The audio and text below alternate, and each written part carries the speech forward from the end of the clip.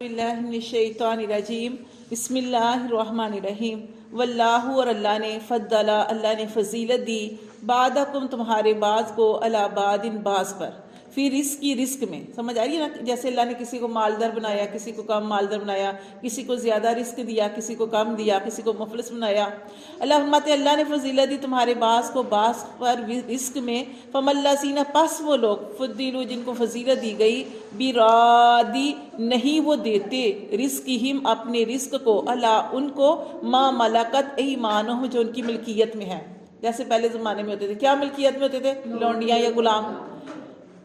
اللہ تعالیٰ یہاں پہ سمجھا رہے ہیں، اللہ فرماتے ہیں پس جن کو رزق دیا، جو مالدار بنائے، وہ جو اپنے پاس لونڈیاں غلام رکھتے ہیں، کیا وہ ان کو اتنا دیتے ہیں جتنا اللہ نے ان کو دیا؟ نہیں، تو ایک خاص مقدار سے دیتے ہیں۔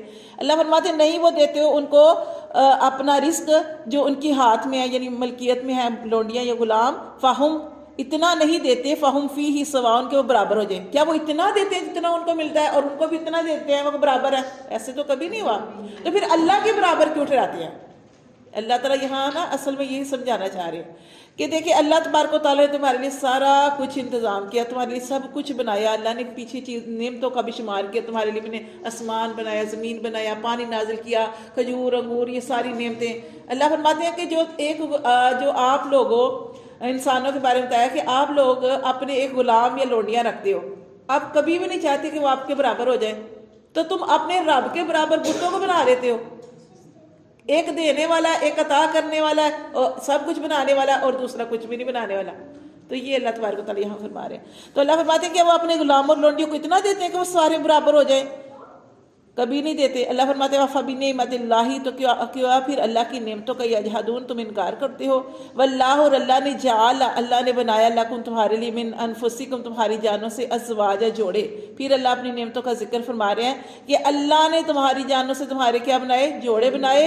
وجعل اور بنائے لکم تمہارے لیے من ازواجکم تمہاری بیویوں سے بنینا بیٹے دیے، تمہیں بیٹے دیے، وحفدتن اور تمہیں کیا دیے؟ پوتے یا نواسے۔ اب دیکھیں یہاں پہ اللہ نے پوتے یا نواسوں کا ذکر کیوں کیا؟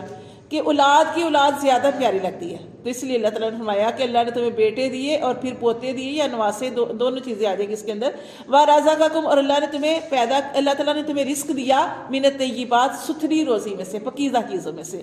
أَفَبِالْبَاطِلِ تو پس وہ جو باطل ہے، یُؤْمِنُونَ تم اس پر ایمان لاتے ہو، وَبِنِعْمَتِ اللَّهِ اور اللہ کی نعمتوں کا ہم یکفرون تم انکار کرتے ہو۔ پیچھے ہم سارا پڑھ چکے ہیں سورۃ انعام کے اندر بھی کیا کرتے تھے، اللہ نے جو صاف ستھری، اللہ تعالیٰ نے جو حلال چیزیں پیدا کی اس کو چھوڑ کے کیا کرتے تھے؟ وہ حرام کی طرف جاتے تھے، اپنے پاس سے حلال ٹھہرا دیا، اپنے پاس سے حرام ٹھہرا دیا۔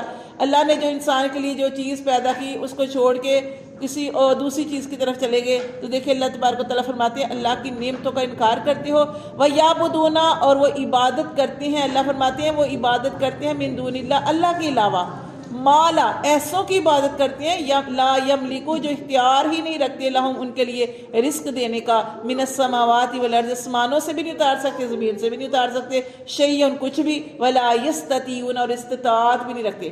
کوئی دے سکتا ہے رزق؟ اللہ فرماتے ہیں کوئی ایسا ہے جو اللہ کے علاوہ آسمانوں سے رزق اتارا، تمہارے لیے اتارے، زمین سے اتارے، اور تمہارے بت ایسا کر سکتے ہیں؟ یا کوئی بندہ بھی ایسا کر سکتا ہے؟ اللہ فرماتے ہیں کوئی بھی اس کی استطاعت نہیں رکھتا۔ فلا تضربوا للہ الامثال تو پھر اللہ فرماتے ہیں اللہ کے لیے مثالیں نہ بناؤ، اللہ کے لیے مثالیں نہ ٹھہراؤ۔ ان اللہ بے شک اللہ یعلم اللہ خوب جانتا ہے، وانتم لا تعلمون اور تم نہیں جانتے۔ پھر اللہ تعالیٰ کی مثالیں بیان کر رہے ہیں، اللہ تعالیٰ مثالوں سے سمجھا رہے ہیں۔ ضرب اللہ مثلا اللہ بیان کرتا ہے مثال، عبدن ایک ایسے بندے کی، مملوکن جو مملوک ہے، کیا ہے؟ غلام ہے۔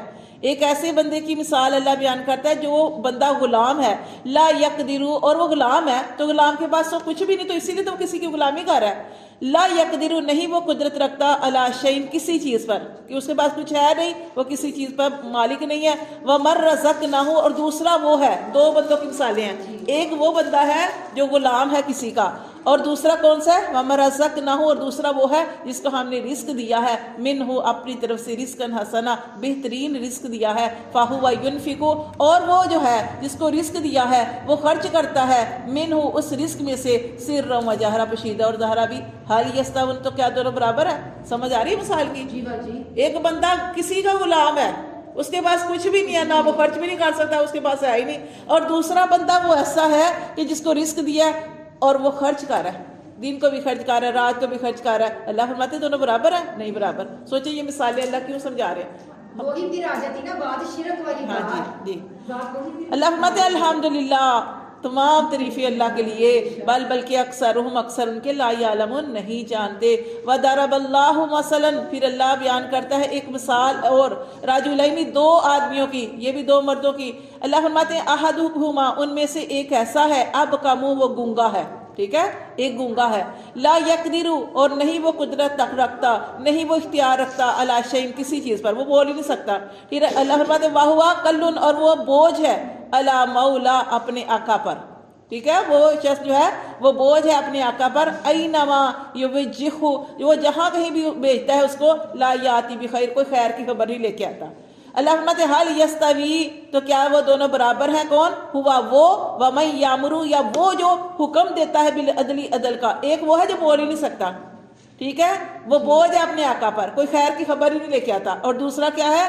وہ جو حکم دیتا ہے بالعدل، عدل کا، وہوا، اور وہ علی صراط مستقیم، اور وہ جو سیدھے راستے پر ہے۔ تو اوپر ہم وہی مثال اوپر دیں گے، حل یستوون، کیا دونوں برابر ہیں؟ نہیں برابر۔ تو پھر اللہ کے برابر کیوں ٹھہراتے ہو؟ اللہ تعالیٰ یہ ساری چیزوں سے یہی سمجھا رہے ہیں۔